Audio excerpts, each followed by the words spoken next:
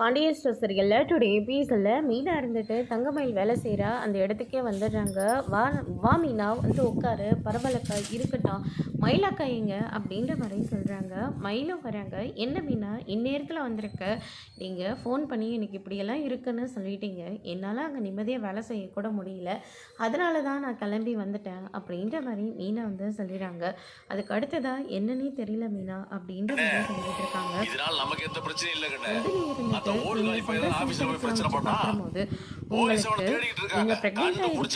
எனக்கு தோணுது ஏற்கனவே ஏமாற விரும்புகிறேன், அதனால நம்ம ஹாஸ்பிட்டலில் போய் செக் பண்ணிக்கணும் அப்படின்ற மாதிரி தங்கமயில் வந்து சொல்லிட்டு இருக்காங்க. அதுக்கு அடுத்துதான் வந்து பார்த்தீங்கன்னா அப்படிலாம் நடக்கக்கூடாதுப்பா, நான் வரும்போது டாக்டரோட அப்பாயின்மெண்ட்டு நான் வாங்கி வச்சிருக்கேன், நீங்கள் இப்போ வந்தீங்கன்னா இன்னும் ½ நம்ம ஹாஸ்பிட்டலுக்கு போயிட்டு செக் பண்ணிடலாம் அப்படின்ற மாதிரி சொல்கிறாங்க. என்ன மீனா எப்படி பண்ணியிருக்கேன், என்னக்கா பண்ண சொல்றீங்க அப்படின்ற மாதிரி அதுக்கடுத்து வந்து பார்த்தீங்கன்னா எங்கள் ஹாஸ்பிட்டலுக்கு போயிருந்தாங்க.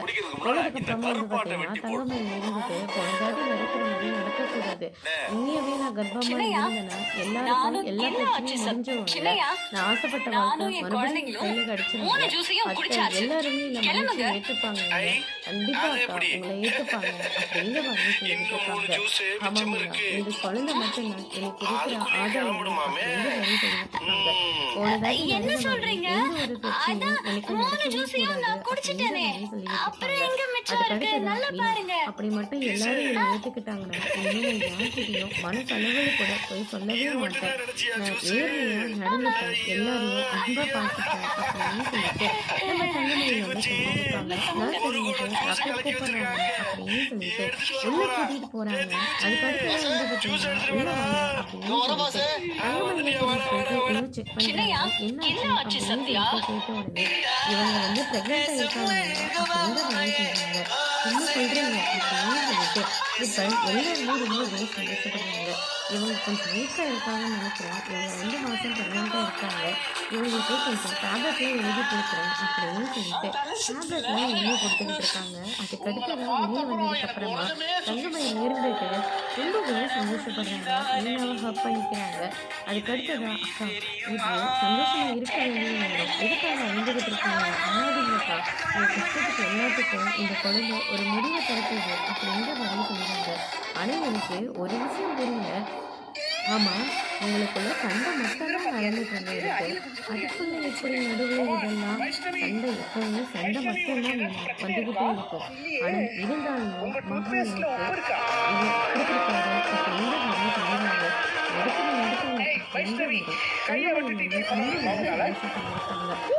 டேப்லெட்ஸ் எல்லாம் வெளியே வாங்கிட்டாங்க, நேராக வீட்டுக்கு போகிறாங்க, தான் இருக்காங்க.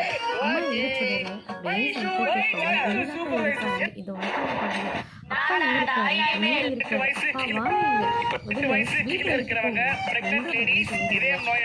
வேலை செய்யறவங்க அப்பாவே சொல்லுவாங்க இதை கேட்டாங்க. மாதிரி ஏதாவது கிட்ட வாங்கி செக் பண்ணிக்கிட்டீங்க அப்படியே சொல்லிட்டு அந்த வாட்டி இந்த வாட்டி ஹாஸ்பிட்டல்ல போயிட்டு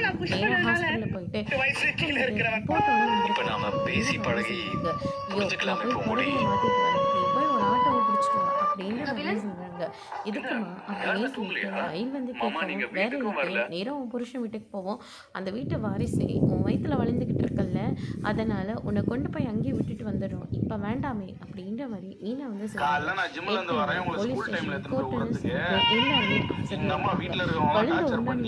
முதல்ல அக்கா மாமா கிட்ட சொல்லுங்க, அதுக்கப்புறம் வீட்டில் சொல்லுங்க, அதுக்கப்புறம் என்ன முடிவு எடுக்கிறாங்க அதுபடியே போகட்டும், நீங்களா போயிட்டு எந்த ஒரு பிரச்சனையும் பண்ணாதீங்க, அக்காவா வாழ வைக்க பாருங்க, நிரந்தரமா அங்க இருந்து பிரிச்சிடாதீங்க அப்படின்னு சொல்லிட்டு இருக்காங்க.